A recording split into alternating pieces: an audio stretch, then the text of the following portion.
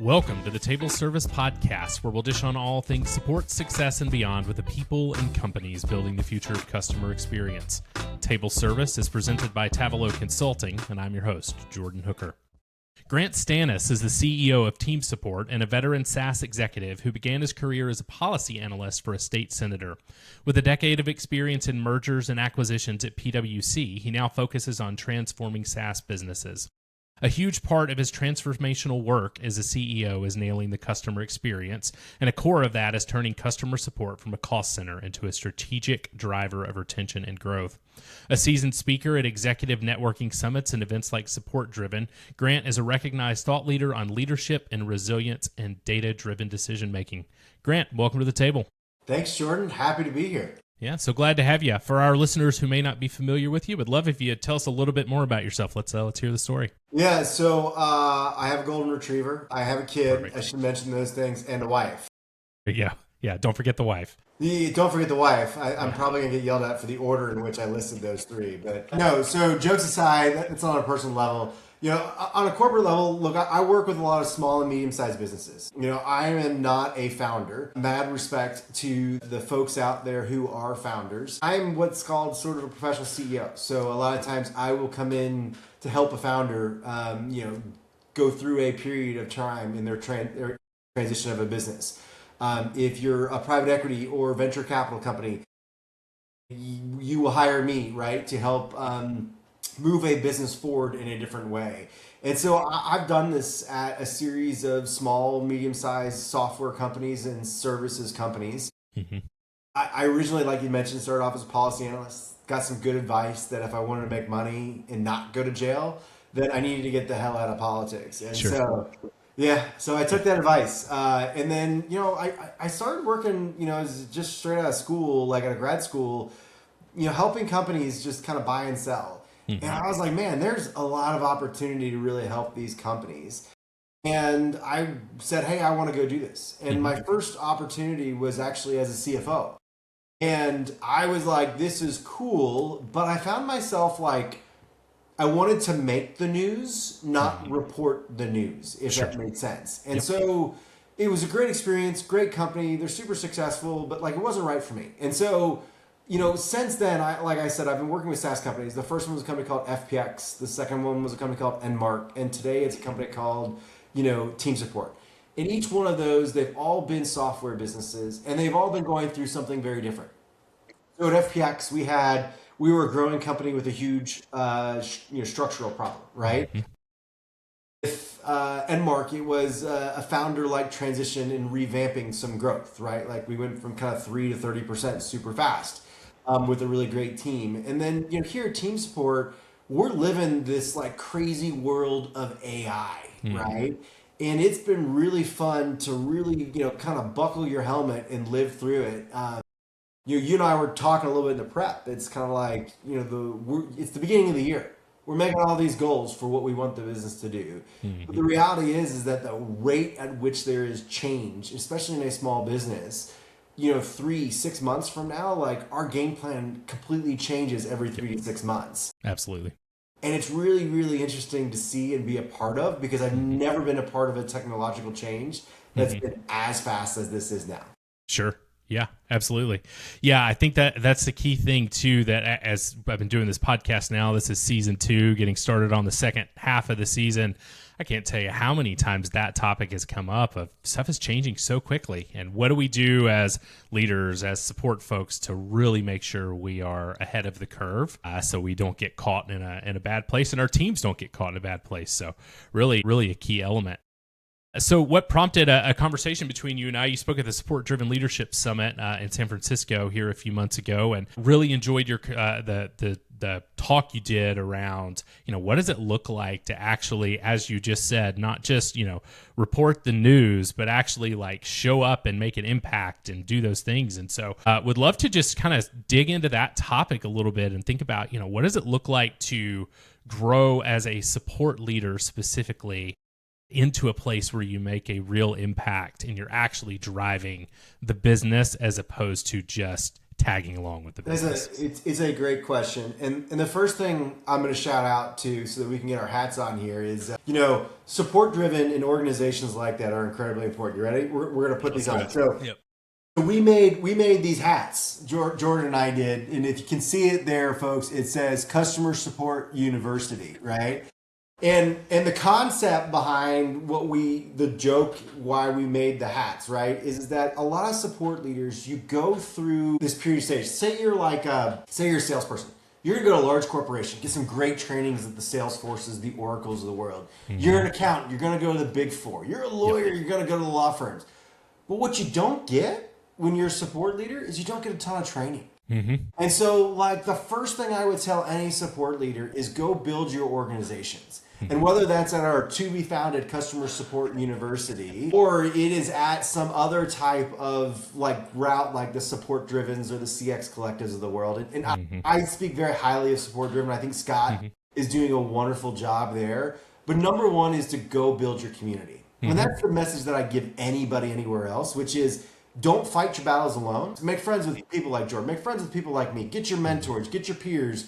Anyone that you can call up. As a CEO, I call up a guy, his name's Jack, and I call up Jack all the time. I'm like, man, I'm dealing with a weird situation.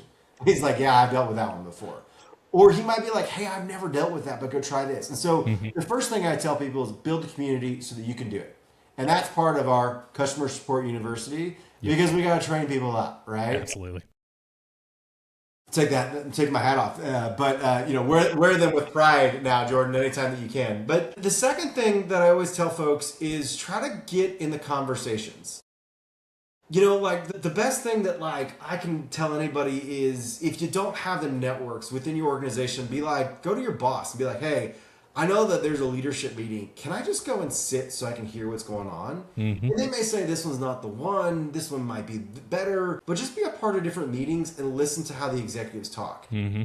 It's going to guide you to what it is that they really care about, both in that moment and long term. And I'll give you a great example. When I was a young associate at PwC, my favorite thing to do was to sit in the car with my clients on the way home from meetings and just sit in the back while they debriefed about the meeting that they just had.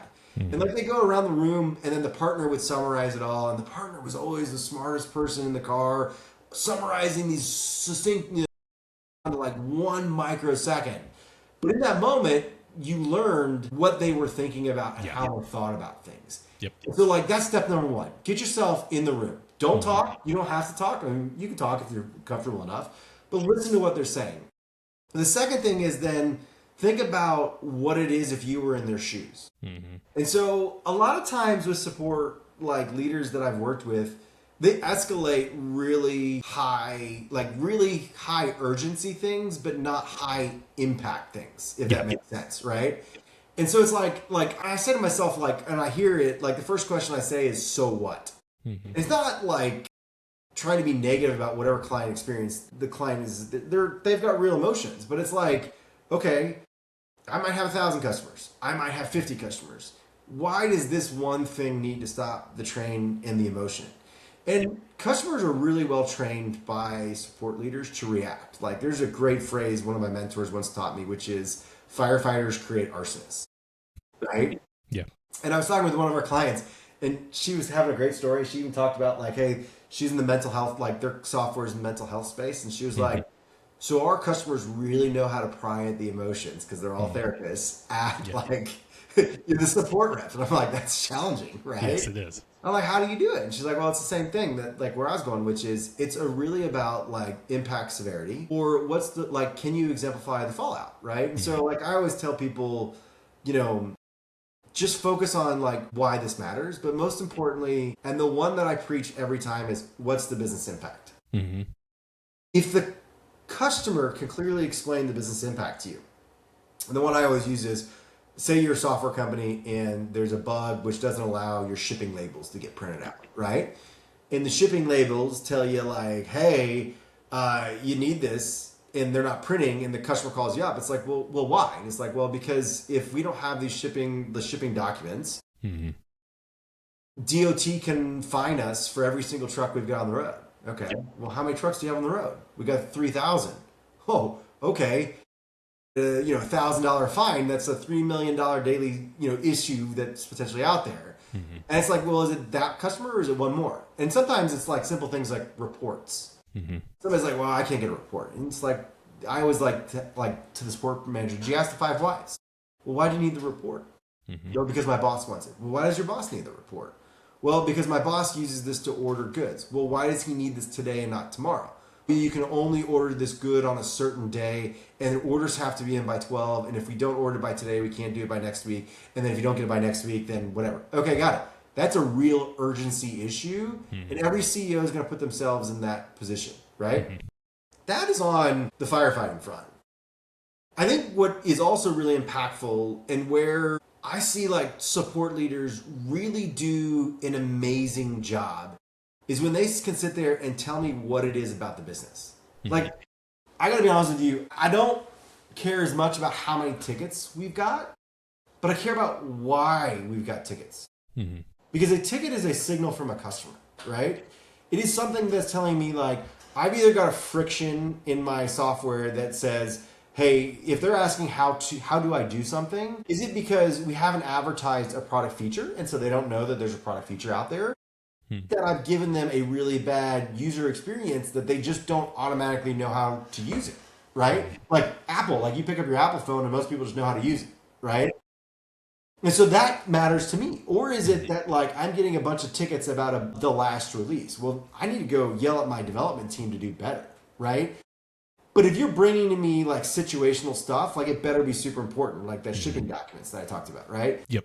Outside of that, like what I want you to be telling me as a support leader and to like get yourself a seat at that table is how does this improve our business? Because the other thing to think about too, and it's like a little bit like product leaders are smart, but do they really know the product roadmap?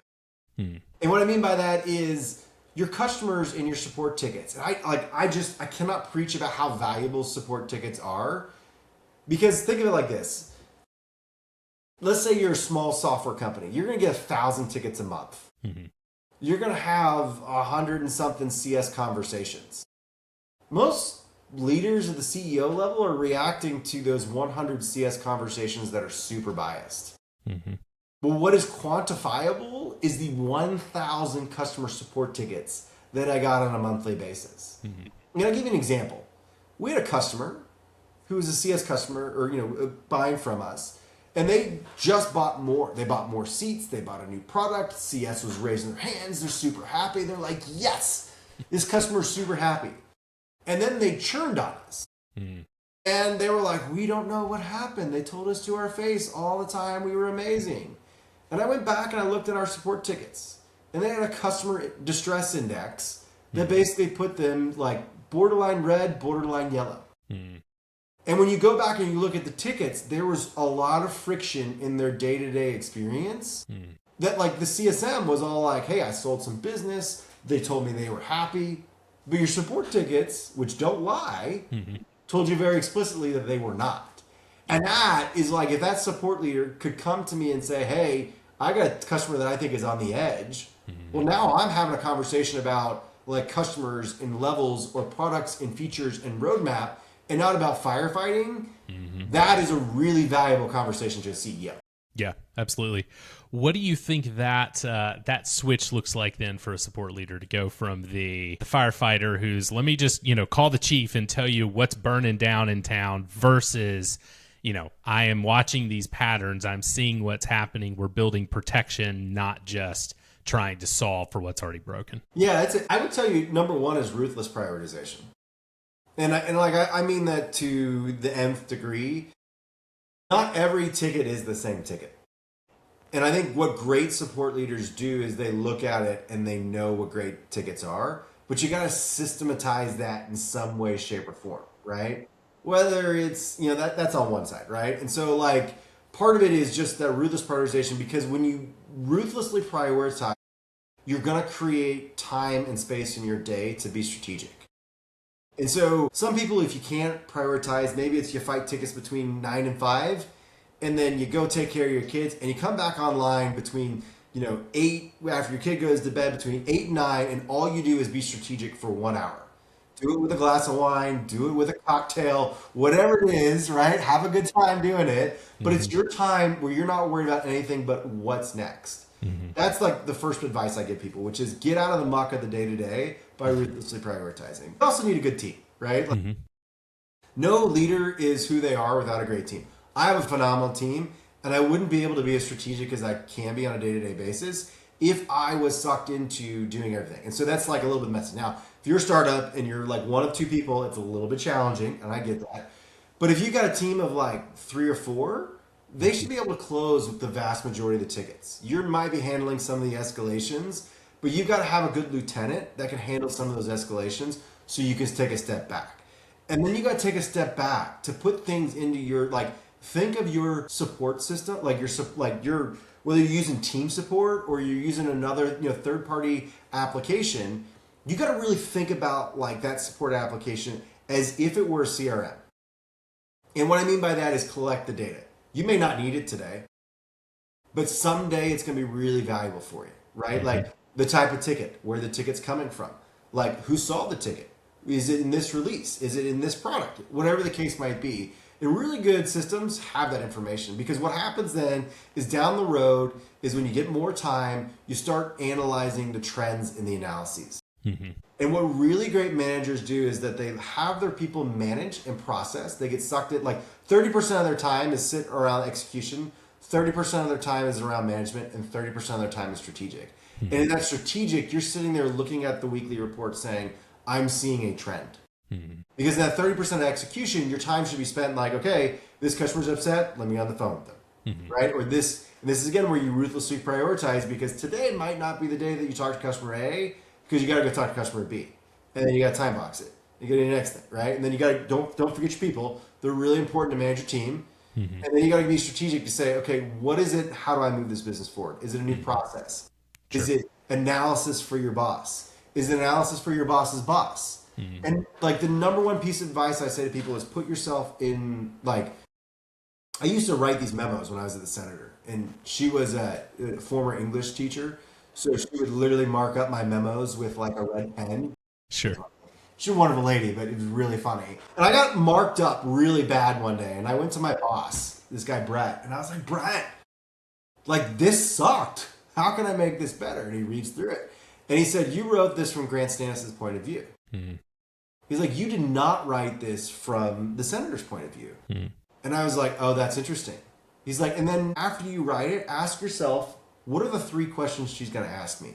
It's simple advice, but like it really puts yourself into the, okay, well, what are they doing? What is she caring about now that she's probably going to transmit and back to? And so if you're running your organization in the same way of asking yourself, what is my boss or what is my CEO going to be asking me? Like, boom, those are the questions that you really want to be ready for, because when you get your moment to shine, like that's when you're like, okay, I got to tell you something about this that's really impactful to you. It's not about the number of tickets. It's about why I think that we have a huge customer issue. It's not because of some escalation. It's because I'm getting a seeing a growing trend around this new release that we did. Okay, well, what is it about this release? Well, it's about the fact that no one knows how to use it. And it's in these 3 areas. And when you break it down like that, all of a sudden, like your CEO is going to turn to the product person and say, well, what do you think? And he's going to say, or she might say, well, clearly the support leader may not know what they're doing. Right? I'm sure we've all heard that before. Sure. Yeah. And then the support leader turns around and says, well, then tell me why 50% of our customers have called in about this specific feature already in the last 2 weeks. Sure. And that CEO is going to go, yeah, right. Right? Like, okay, product person, you clearly are disconnected from what's going on. And so like that, I think is incredibly valuable. We have a support leader. And again, being a support company, we go deep into it. And what she does that I think is amazing is, and it's great. Our product leader sometimes would be like, I don't think people care about that. And she'll be like, let me go to the data for a second. Sure. She types in something, she comes back and she says, did you know that 20% of our customers have actually asked for that specific feature?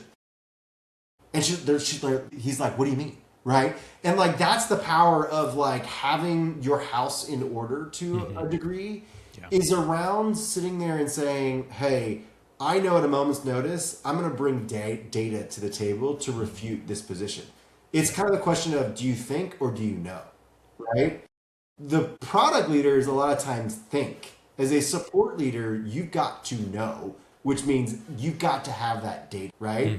And how she does that is she creates parent-child tickets, she tracks them, and then she can literally say, did you know that 20% of our customers, but 50% of our ARR is being driven by this request? And that will make a CEO stop in their tracks and be like, who's right? And the person who brings the data is usually the person who's right. Yeah, true. I'd be interested on your perspective on, for that support leader, thinking about that advice you got early in your career. What does it look like to go develop ears that allow for a young support leader to know, gosh, these are the questions that the CEO or the CFO or the CPO or whoever is going to ask? How do you develop that kind of listening skill? Yeah, I think it is taking notes, personally. I mean, so the most important thing you can do is when that CEO or that CFO or that CPO, when they talk, you shut up and you listen and you do nothing but record in that moment. Then walk away and be like, interesting, why? Yeah. Why did the CPO, like if you're in a meeting with the CPO and he or she asks a question that says, like, hey, I can't think of one at the moment, but like, they ask a question and you say to yourself, well, why? Oh, he's or she is asking that question because our CEO brought it up on the last monthly call, right? Or the last quarterly call. I can remember when I was younger, granted I worked for PwC, it was a really large organization. I never really cared about listening to the company calls. What I will tell you is that in small organizations, listening to the company calls are not about rah-rah, especially if you're like within a 200 person or less. That quarterly call, when that CEO gets up there and speaks about what they want to speak about, it is something that is very incredibly important to whatever initiative that they're doing, right? If you don't know what that is, ask your boss. Because your boss is sitting in a meeting with the CEO, and what he or she is asking your boss is what's going to be trickled down. Number one. Number two is don't think solely and exclusively about your organization. So the best support leader ties what's going on in the companies around them. And so, for example, if we're trying to break into a new product function or feature, and or we release something or whatever the case might be, I mean, there's a number of things, like maybe it's a new customer. And if the CEO is really excited about new customers, or retention is your problem. Let's do retention. That's probably the easier. If retention is upticking, you should be doing analysis around, hey, how can I help identify customers that might be at risk? And giving that to either my boss or to the CEO, or if that's your boss, and saying, hey, these are the customers I think we should go after and talk to, and here's why. Yeah. Right? Same thing on like, hey, maybe it's new logo. If new logo is really important, the question would be, how can I as a support leader help with new logo? And the answer could be is like volunteer and be like, hey, can we actually help with the trials? I think we could be a really good guide point around this. Or maybe it's around, I see, during, maybe you already do trials and you could say, I see customers often struggle with these 5 things. Do we have a walkthrough in our trial that shows this specific feature or functionality? No, it doesn't, right? Another one, especially if you're in the software space, there's always like 2 or 3 features that, like, if a customer is using those 2 or 3 features, they will be customers for life, right? And so if you don't know what those 2 or 3 features are, you need to figure that out. And then go ask the questions, be like, on the activation ladder, what are we trying to achieve? And then go monitor the customers and go back to the product person or to your CS person and be like, hey, these 50 customers are only using 1 out of 3. How can we get them up or moving in a different direction? You don't have to know how. I think it helps. Sure. If you're like, hey, I think that this would be a really cool thing to do. If you're not at the stage in your career where you're confident enough to pitch that, at least highlight the situation to somebody, right? Which is like, hey, you mentioned the activation ladder in the last company call. I did a quick analysis based upon support tickets, and it looks like only these 3 are doing it. And you're like, oh, that's interesting. Like the CEO's gonna be like, interesting. How can we do that? How can we make them do it, right? And you can be like, hey, I think that's a really good question. These are the 5 customers that I think are really some of our greatest customers. Let's go look at that analysis and come back, right? And that's like you being super close to customers. Anywhere that I go, in any company that I've ever been a part of, the best companies are always super close to their customers. And when you have lots of customers, it's hard, but the way that they get close to it is because they know what they're saying and they're taking that feedback loop. Sure. Yeah, absolutely. Kind of pivoting a little bit, you recently had a LinkedIn post talking about the differences between B2C and B2B support, and how for a lot of us, particularly who maybe started our careers in B2C management and now working in this other space, really get this wrong about how we go about reporting on, talking about issues, prioritizing issues. Would love if you could talk about that for just a few minutes. Yeah. So first off, the fundamental difference between B2B support and B2C support is B2C support is typically a requirement.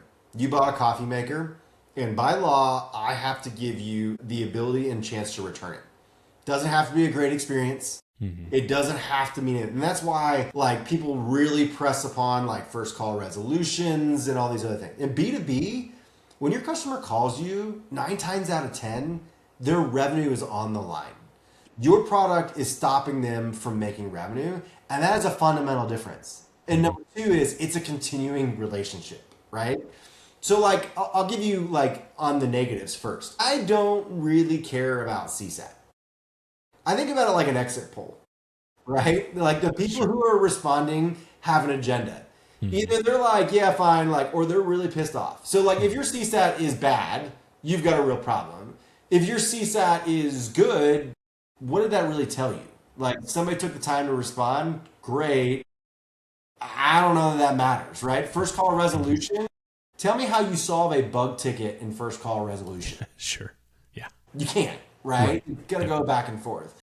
So we've been doing a lot of thought processing about this. And again, we fundamentally are, as our perspectives, like I tell you like what I would compensate like our leaders on is retention always. Because at the end of the day, if you're retaining, there's this paradigm between, especially on the SaaS side, like if your onboarding is weak, it causes problems for your support team. If your support team is weak, it causes problems for CS. And if your product team is not performing, all 3 of those are struggling constantly, right? And so they're very intertwined. But like I would tell you that like as a support leader, what I would try to figure out is a couple of things. Number 1 is like, what's the quality of the response? Did they give the right response correct? Right? And or ultimately like, did they get there? And like you can use AI now to go back in and figure out like, are we giving the right answers or are we not? Right? Most of the folks out there that are listening to this are more small and medium-sized businesses. If you're a large team, you probably have a QA. So you got to kind of have a quality score as associates to every one of your support reps. The second one is the quality of engagement. So we think about like the first call resolution or the time to respond is always something in B2C that people really care about because that's what matters. Yeah.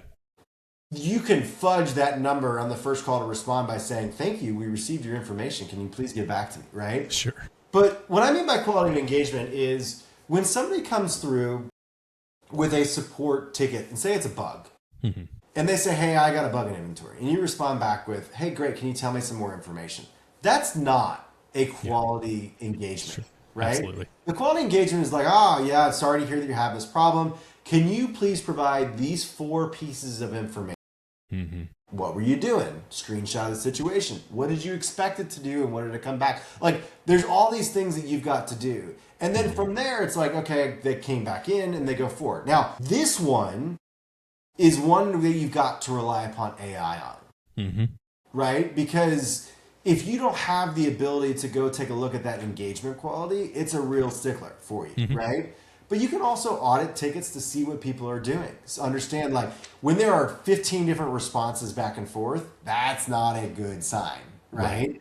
Yep. The other thing, too, is, like, as far as the quality of engagement goes, like, did we respond? Like, did we let this ticket languish? Did we, like, that's where the timer response kind of matters. I would tell you that, like, what I care about as a buyer in B2B, I don't care about whether you respond back to me in a half an hour or you respond with the, hey, I got your ticket, I'm getting back to you. If you get back to me in an hour and a half and you give me a quality response, that's way more important than the, I got your ticket, let me get back. Right? Absolutely, yes. Which is a total B2C thing, right? The last one is the complexity of the ticket. So not all tickets, as we know, are created equally.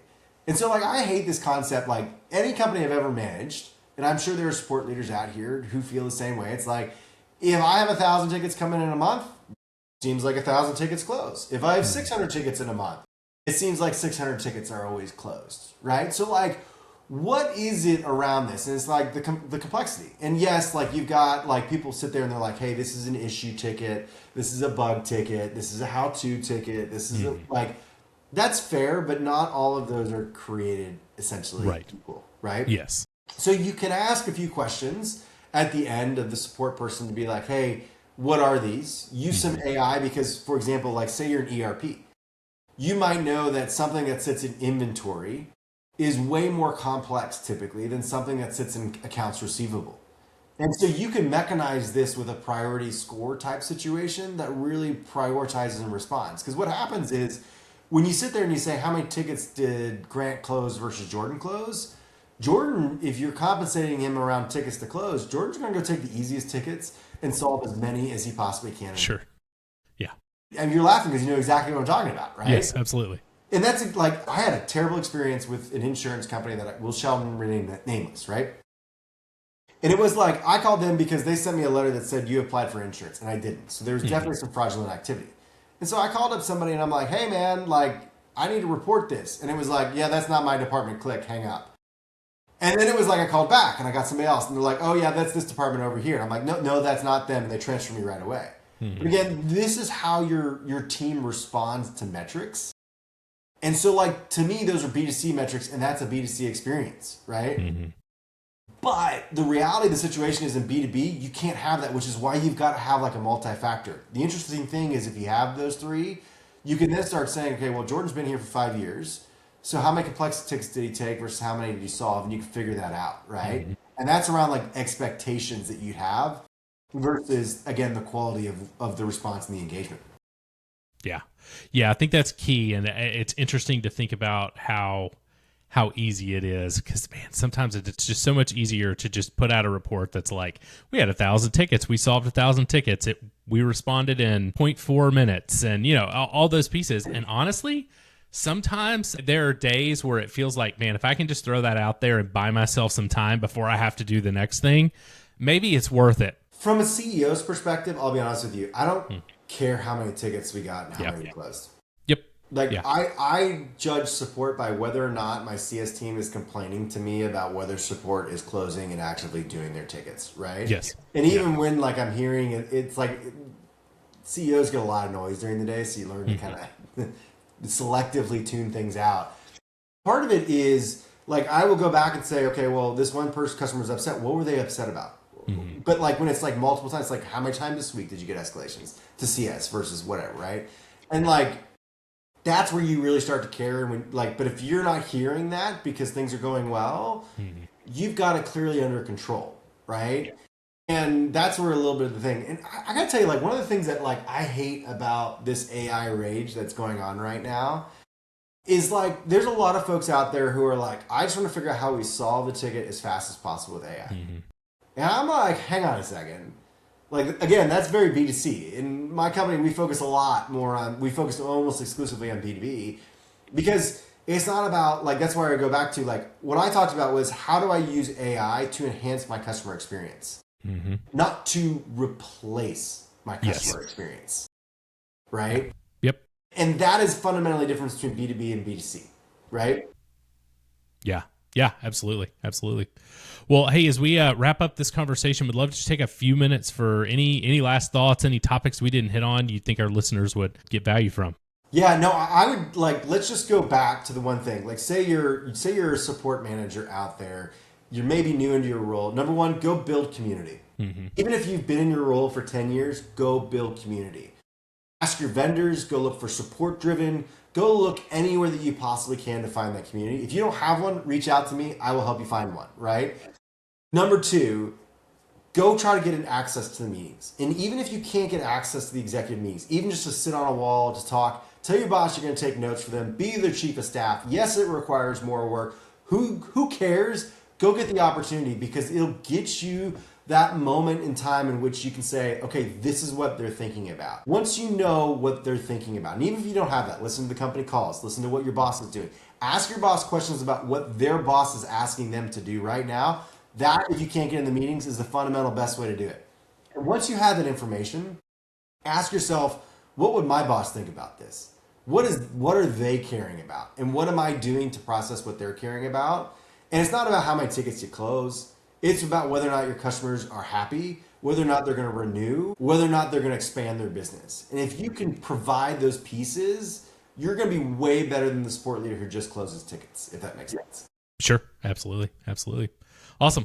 Well, hey, Grant, thanks for taking the time with us. If folks wanted to get in touch with you, hear more from you, or learn more about TeamSupport, what would be the best way for them to do that? Reach out to me on LinkedIn, or you can email me at gstanis@teamsupport.com.